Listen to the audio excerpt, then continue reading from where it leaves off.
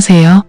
왜 이렇게 연상의 남자를 만나게 된 건지 그때는 어린 마음의 남들보다 여유가 있어 보이는 남편의 모습에 반해서 결혼을 결심했는데 결혼하고 나니 후회가 되는 부분이 더 많습니다.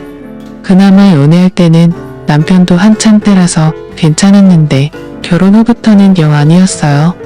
더군다나 결혼하면서 남편의 권유로 저는 회사까지 그만두게 되면서 솔직히 집안일을 하고 나면 딱히 할 게 없어서 체력적으로 힘이 남아 돌았는데 영업맨인 남편은 퇴근하고 나면 많이 힘들어했어요. 그리고 퇴근 후에는 술 약속이 뭐가 그리 많은지 허구한 날 술에 떡이 돼서 일어나지 않는 남편을 보고 있으면 날이 가면 갈수록 불만은 더해졌습니다. 그나마 자녀 계획 때문에 결혼 2년차까지는 남편과 저는 애를 많이 썼습니다. 하지만 아무 소식도 없어서 찾아간 병원에서 남편이 씨 없는 수박이라는 걸 알게 되어버렸고 그날 이후로는 그나마 주기적으로 하던 노력도 없어지고 말았죠. 남편은 아무런 생각이 없는 건지 제가 먼저 어떻게 해보려고 하면 가족끼리는 그런 거 하는 거 아니라면서 은근슬쩍 방으로 들어가고는 하더라고요. 아이도 못 가지는 상황까지 되고 나서 생각이 많아졌습니다. 정말 이럴 거면 회사는 왜 그만뒀는지 그리고 이렇게 나이 많고 체력도 좋지 않은 남자랑은 왜 결혼을 한 건지 후회가 되었어요. 사실 저는 회사 일을 정말 좋아했거든요. 결혼 전부터 남편이 결혼하고 나서는 여자는 집안 살림하면서 애를 키워야 한다는 말에 가스라이팅을 당해서 저도 모르게 회사를 그만두기는 했지만 저는 나름 제가 다니던 회사에 애착도 많이 있었습니다. 중소기업이긴 했지만 회사에서 남직원들보다 훨씬 더 일을 척척 잘해내는 제 모습이 너무 좋았고 여자라고 승진을 시켜주지는 않았지만 제게 기대를 걸어주는 사람들이 많았거든요. 심지어 부장님이나 부사장님까지도 저를 좋게 봐주셔서 저한테 이런저런 남자들을 소개를 시켜주거나 그런 일도 종종 있고는 했어요. 당시에는 남편과 연애를 하고 있었음에도 저는 그런 소개 자리를 거절하지는 않았습니다. 더욱더 안타까운 건 남편보다 조건이 좋은 남자들도 많았지만 그 당시에는 남편보다 저를 만족시켜주는 사람은 없었거든요. 그랬던 남자가 지금에 와서는 왜 저 모양 저 꼴이 된 건지 정말 밤마다 짜증이 납니다. 이혼 사유가 될 수 있다는 말이 거짓말이거나 지어낸 건지 알았는데 그게 아닌 것 같아요. 진짜 미리 알 수만 있었더라면 현재의 남편을 고르지 않고 다른 사람을 고르고 싶다는 생각뿐입니다. 그래도 남편은 저한테 상냥했어요. 8살 연하의 와이프라 그런지 저를 공주 대하듯 대해줬고 자기 때문에 직장까지 그만둔 저에게 물심양면으로 지원을 해줬습니다. 딱 부부끼리 그거 하나 빼고 다 잘해줬어요. 솔직히 이렇게 친절하거나 그러지라도 않았다면 아마 진작에 이혼을 했을 수도 있었겠네요. 말씀드렸다시피 저는 일 처리도 정확하고 배우는 것도 빠른 사람이었어요.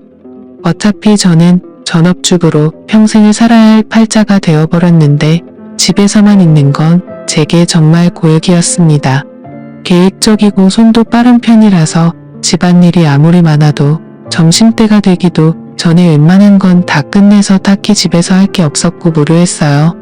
그 시간을 활용해서 저를 위해 쓰면 더 좋은 삶을 살 수 있겠다고 스스로를 위안하면서 밀렸던 독서도 해보고 싶은 공부도 해봤지만 밀려오는 부족함은 채워지지가 않았어요.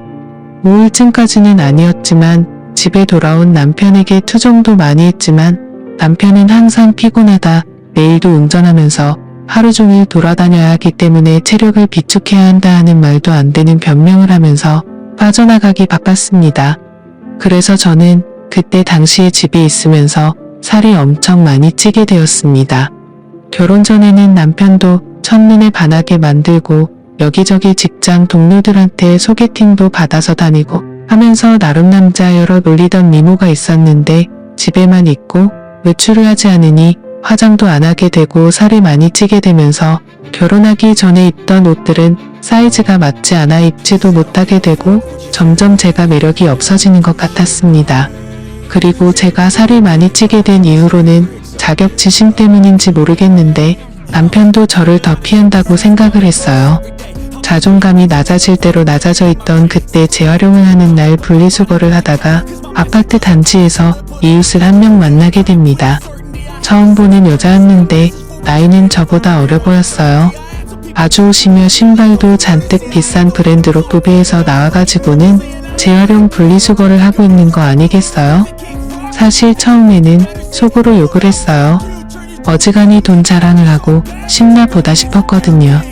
이 시간에 분리수거를 하러 나온 걸 보니 저처럼 전업주부인 것 같은데 집에만 있으면서 저렇게 차려입고 다닐 필요가 있나 싶었거든요.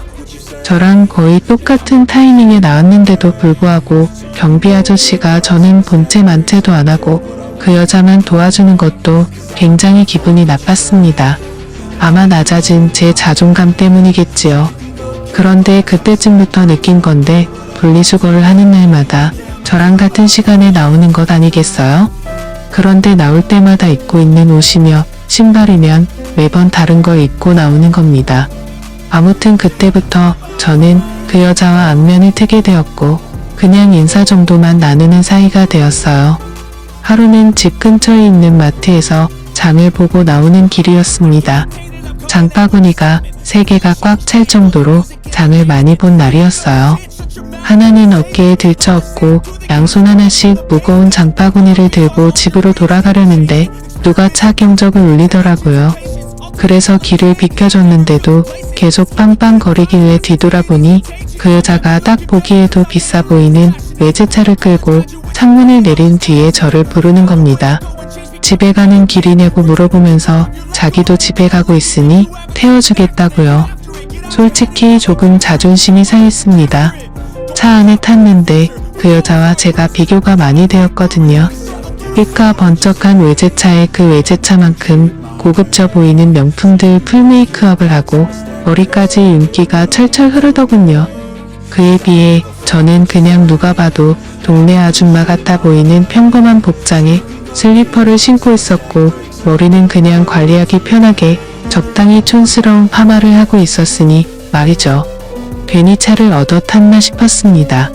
그리고 저는 제가 솔직히 그 여자가 그렇게 자기의 재력과 아름다움을 뽐내면서 자존감을 채우는데 이용된 희생양이라고 생각했어요.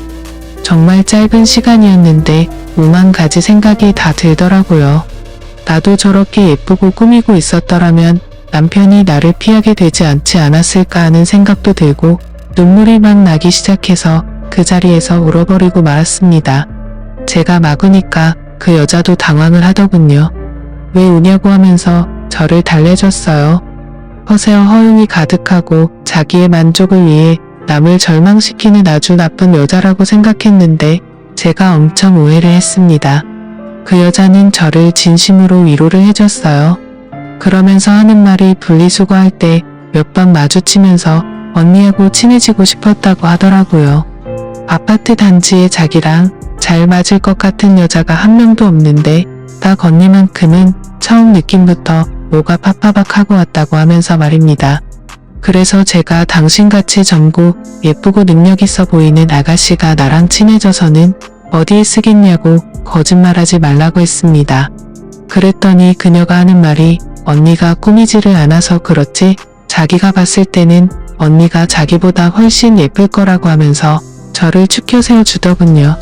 그 여자가 하는 말이 100% 진심이라고 생각하지는 않았지만 또 위로를 받고 나니 기분이 썩 나쁘지가 않았네요. 그때부터 이 여자하고는 친하게 지냈습니다. 이 여자도 제가 예상한 대로 전업주부의 삶을 살고 있었고 매일같이 집에서만 보내는 게 무료한데 자기 남편이 워낙에 의심이 많아서 자기가 혼자 다니는 걸 원하지 않아 했다고 하네요. 그래서 그 여자는 그 여자 나름대로 같은 아파트에 사는 이웃 중에 자기와 잘 맞을 것 같은 사람을 찾아다녔던 겁니다. 그리고 그 여자는 저를 발견한 거고요. 안목이 있는 여자라는 생각이 들었어요. 제가 그 당시에 꾸미는 것도 포기하고 살도 많이 쪄 있는 상황이었지만 왕년에는 엄청 잘 나갔었다는 거를 본능적으로 눈치를 채고 있었던 거잖아요. 아무튼 제 인생은 그 여자를 만나면서 급박하게 변하게 되었습니다. 그 여자를 따라다니면서 동네에 있는 헬스장도 다니고 요가도 배우고 관리도 받으며 잃어버린 저의 미모를 다시 되찾기 시작했어요. 적당히 관리하기 편한 꼽을 머리도 그만두고 미용실에 가서 관리도 받아보고 옷도 후줄근해져서 목이 늘어난 티셔츠는 다 가져다 버리고 그 여자만큼 비싼 브랜드 옷을 사지는 못했지만 적당히 괜찮은 옷들로 제 옷장을 다시 채워나갔습니다. 그리고 제가 관리를 받으며 살이 빠지기 시작한 그때 드디어 각방을 쓰던 남편도 혼자 자니까 너무 춥다며 방으로 돌아왔습니다. 남편이 다시 저를 여자로 봐주면 기쁠 거라고 생각했는데 하나도 기쁘지가 않았습니다. 느릿느릿한 거북이인 저와 결승점까지 전력 질주를 하는 토끼 같은 남편이었거든요. 동화 속 토끼는 결승점에 다다르기 전에 잠깐 쉬었다라도 가지. 결승점까지 혼자 전력 질주를 해버리니 느릿느릿한 거북이는 결승점까지 한참 남았는데도 그 차이가 너무 커져버리니 혼자 꾸역꾸역 끝까지 가는 것보다 그냥 경기를 포기하게 되더라고요. 그날 이후로 제 옆으로 돌아오려는 남편이 정말 꼴보기가 싫었어요. 그래서 코를 고는 소리가 너무 시끄러워서 잠을 못 자겠다고 다시 혼자 쓰던 방으로 돌려보내버렸습니다.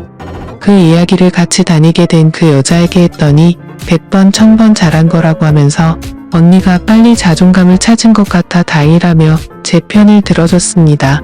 그리고 제가 완전히 다이어트에 성공해서 결혼 전에 미모까지는 아니지만 아름다움을 다시 손에 넣었을 때는 그 여자가 저를 여기저기 끌고 다니면서 완전 새로운 세상을 보여줬어요. 30대 초반과 중반의 여자였고 결혼한 사람들이었지만 세상은 정말 넓고 저희를 찾아주는 곳은 엄청나게 많더라고요. 골프도 치러 다니고 어디 공기 좋은 곳에서 외식을 하러 다니고 했습니다. 돈 한 푼 내지 않아도 알아서 다 계산해주니까 좋았어요. 남편이 아니어도 저를 배려해주는 남자들은 지천에 깔려 있었고 왜 내가 이런 세상을 모르고 살았나 혼자서 전전긍긍했던 지난 몇 년간이 참 후회가 되었습니다. 그러다 그 여자가 언젠가 저를 불러서 이제 한동안은 못 보고 지낼 것 같다는 소식을 전해왔습니다. 사실 그 여자는 얼마 전에 이혼을 해서 돌싱이 되었다고 합니다. 남편이 제법 벌이가 괜찮아서 호의호식을 하고 있는 걸로 알았는데 말이죠. 그래서 그녀에게 앞으로 어떻게 할 거냐고 물어봤어요. 저는 사실 이 여자가 여기저기 막 고르고 다녀서 이혼을 당한 거라고 생각했거든요. 그런데 그게 아니었습니다. 그녀가 남편을 차버린 거였어요. 어떻게 할 거냐 하는 건 쓸데없는 걱정이었던 거죠. 왜냐하면 그녀는 그동안 집에 있으면서 코인을 해서 앞으로의 인생에 남편이 필요 없어질 만큼 큰 돈을 벌게 되었다는 거예요. 지금 사는 아파트는 남편 명의로 해주고 재산 분할을 또 따로 받기로 했답니다. 저랑 떨어지게 된 건 아쉽지만 자기도 좀 더 놀기 좋아하는 사람들 많고 할 거 많고 놀기 편한 동네로 이사를 갈 계획이라고 하는 겁니다. 막상 저를 여기저기 데리고 다니던 그녀와 더 이상 같이 놀지 못하게 된다니 많이 아쉬웠습니다. 이제 막 저는 다시 제 인생을 찾은 느낌이었는데 다시 또 혼자가 돼버린다는 느낌이 들었어요. 그 여자가 없으면 차도 없고 운전도 할 줄 모르는 제가 어떻게 어디를 놀러 다니겠나 싶었습니다. 그렇다고 그녀가 집도 남편한테 넘기고 이사를 가는데 저 하나 때문에 그걸 포기하진 않겠다 생각했죠. 그렇게 그녀는 제 인생을 송두리째 바꿔버리고는 새로운 삶을 찾아 떠나버리고 말았어요.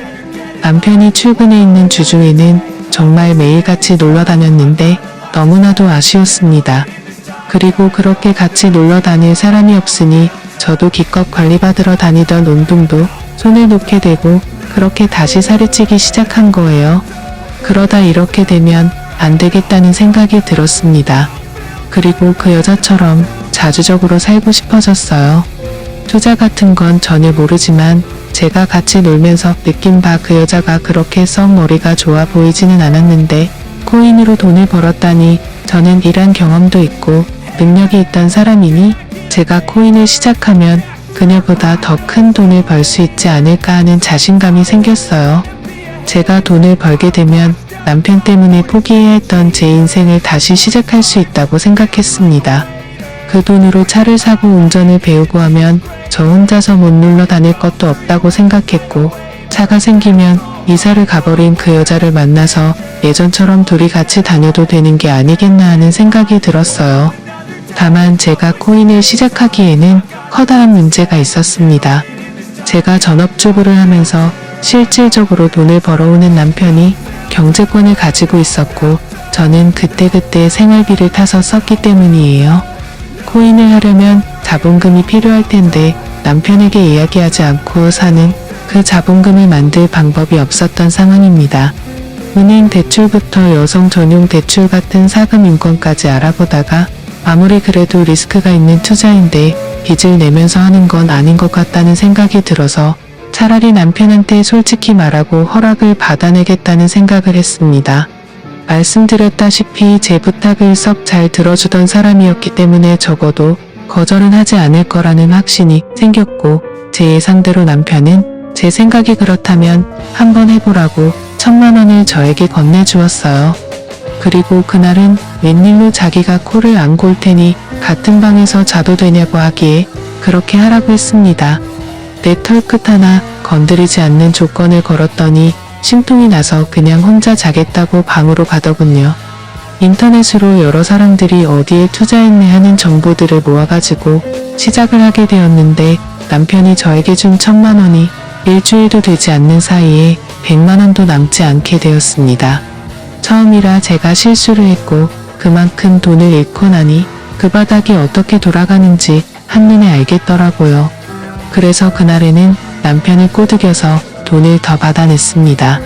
저도 코인으로 떼돈을 벌어서 그 여자처럼 자주적인 삶을 살아갈 거라고 생각했거든요. 그런데 다음 날 남편이 퇴근을 했는데 혼자 오지 않았습니다. 회사에서 알던 동생이라고 하면서 후배를 소개시켜 주더군요. 남편이 하는 말이 이 후배가 코인으로 대박을 내가지고 회사를 그만둔 사람이라고 합니다. 원래는 지금도 돈 굴리느라 바빠서 오지도 못할 사람인데 남편이 저를 위해서 특별히 부탁을 해서 데려왔다고 하더라고요. 어떻게 투자를 하고 치고 빠지는지 저에게 가르침을 주려고 말이죠. 제가 그런 거 필요 없다고 나 혼자서도 알아서 잘할 수 있다고 했더니 남편은 그래도 일주일 전에 준 1,000만 원을 다 날려먹지 않았냐고 하면서 아픈 곳을 찌르더라고요. 앞으로 벌 돈이 얼마인데 그 정도는 내 경험비로 들어갔다 치면 되는 거 아니냐고 했더니 그 후배라는 사람이 그렇게 이쪽 일을 쉽게 받다가 거지가 되는 거 순식간이라고 하면서 자기도 확신이 있는 게 아니기 때문에 투자 종목을 알려줄 수는 없지만 그래도 도움은 될 테니 한번 자기 이야기를 드러나 보라는 거예요. 내가 알아서 한다는데 왜 자꾸 그러냐면서 성질을 부리니, 그러면 남편이 데려온 후배가 하는 말이 그러면 어떤 방식으로 제가 투자를 하고 있는지 자기가 지켜만 보겠다며 1시간 동안 제가 하고 싶은 대로 돈을 굴려보랍니다. 그래서 제가 1시간 동안 20% 이상의 수익을 내면 자기 도움 없이도 잘할 수 있는 사람이라고 생각하고 감나라 배나라 하지 않겠다고 그냥 돌아가겠다고 하는 겁니다. 그래프를 분 단위로 쪼개서 분석을 하며 저도 제 나름대로 이것저것을 분산해 가면서 투자를 했어요. 20분도 안 돼서 제가 투자한 것들이 올라가기 시작했습니다. 20%가 아니라 40%에 가까운 수익률을 내기 시작했습니다. 제가 이렇게 잘하는데 남의 도움이 뭐가 필요하겠냐고 돈 버는 거 보이지 않냐고 하고 그 사람한테 이만 돌아가라고 했어요. 그랬더니 1시간 동안 지켜본다고 하지 않았느냐고 하면서 약속한 시간만큼은 보고 가겠다 하는 거예요. 그러고는 하는 말이 자기였으면 그만 돈을 빼겠다고 하는 겁니다. 돈을 잘 벌었다더니 번 사람 맞냐고 물 들어올 땐 노를 저어야 하지 않겠냐고. 저는 순식간에 불어난 돈으로 다시 또 다른 곳에 투자를 하며 치고 빠지기를 시작했어요. 오르락 내리락 했지만 처음에는 나름 수익률을 내고 있는 것 같았습니다. 그런데 1시간이 다 되었을 때는 제가 투자한 것들이 내려가기 시작하면서 그렇게 30분을 더 돈을 굴려봤는데 남편이 새로 건네준 또 다른 1,000만 원이 결국엔 또다시 반토막이 나버려서 100만 원도 남지 않게 돼버렸어요.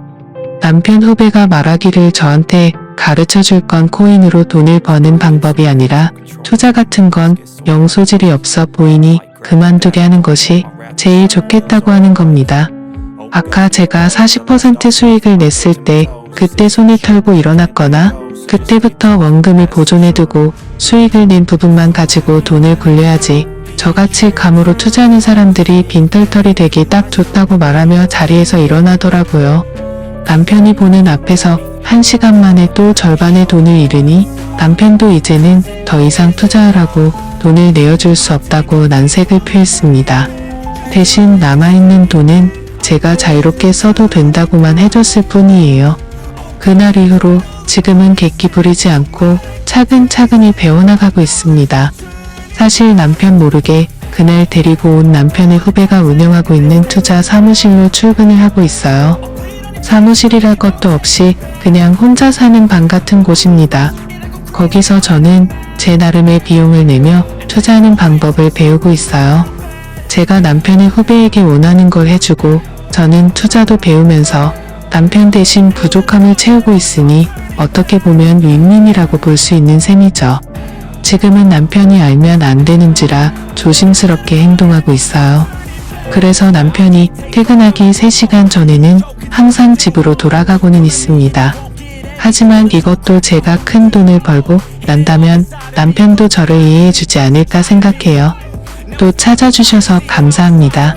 사연을 읽고 재밌으셨다면 좋아요, 구독, 댓글 부탁드립니다. 감사합니다.